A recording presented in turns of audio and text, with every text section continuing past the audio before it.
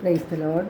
സ്നേഹമുള്ളവരെ, ഇന്ന് നാം വിചിന്തനം ചെയ്യുന്ന തിരുവചനം ഹെബ്രായർ 12:14 എല്ലാവരോടും സമാധാനത്തിൽ വർത്തിച്ച് വിശുദ്ധിക്ക് വേണ്ടി പരിശ്രമിക്കുവിൻ.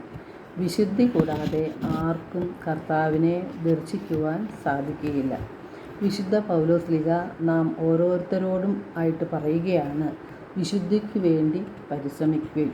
കാരണം വിശുദ്ധി കൂടാതെ ആർക്കും ദൈവത്തെ ദർശിക്കുവാൻ സാധിക്കുകയില്ല.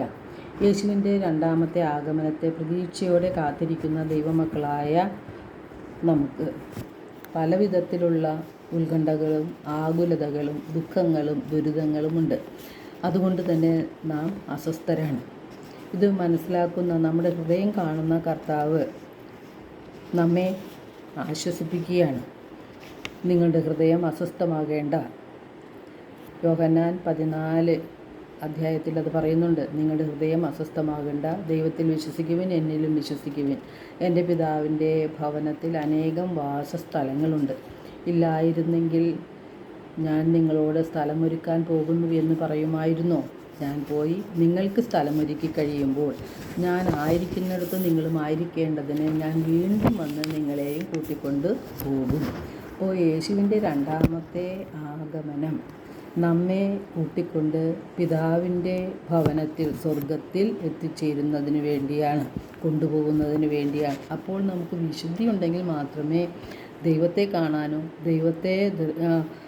ദൈവത്തോടൊപ്പം ഇരിക്കുവാനോ സ്വർഗരാജ്യത്തിൽ പ്രവേശിക്കുവാനോ കഴിയുകയുള്ളൂ. ഈ ലോകത്തിൽ നമുക്ക് ജീവിക്കാൻ ഒരേ ഒരു ജന്മമേ ഉള്ളൂ. ഒരേ ഒരു അവസരമേ നമുക്ക് ലഭിക്കുന്നുള്ളൂ. ആ അവസരത്തിൽ നാം ഈ ലോക ജീവിതത്തിൽ വെച്ച് തന്നെ വിശുദ്ധി നേടിയെടുക്കണം. വിശുദ്ധ കുർബാന യോഗ്യതയോടെ സ്വീകരിച്ചുകൊണ്ടും വചനം നാം ഹൃദയത്തിൽ ഉൾക്കൊണ്ടുകൊണ്ടും അതനുസരിച്ച് ജീവിച്ചുകൊണ്ടും നമുക്ക് വിശുദ്ധിയിൽ വരാൻ സാധിക്കും.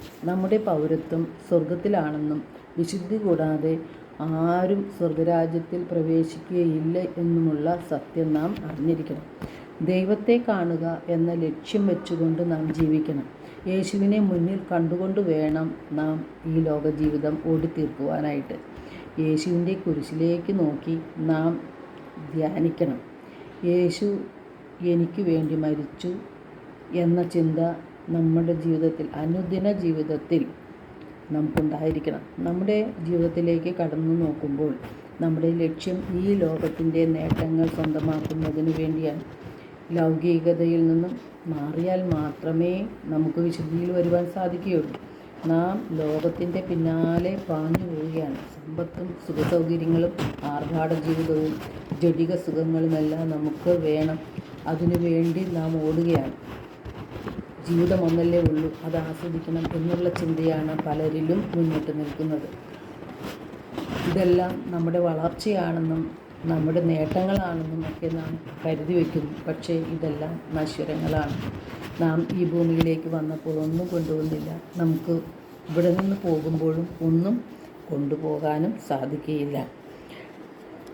ഇവയെല്ലാം നമ്മുടെ ആത്മനാശത്തിലേക്കാണ് നമ്മെ നയിക്കുന്നത്.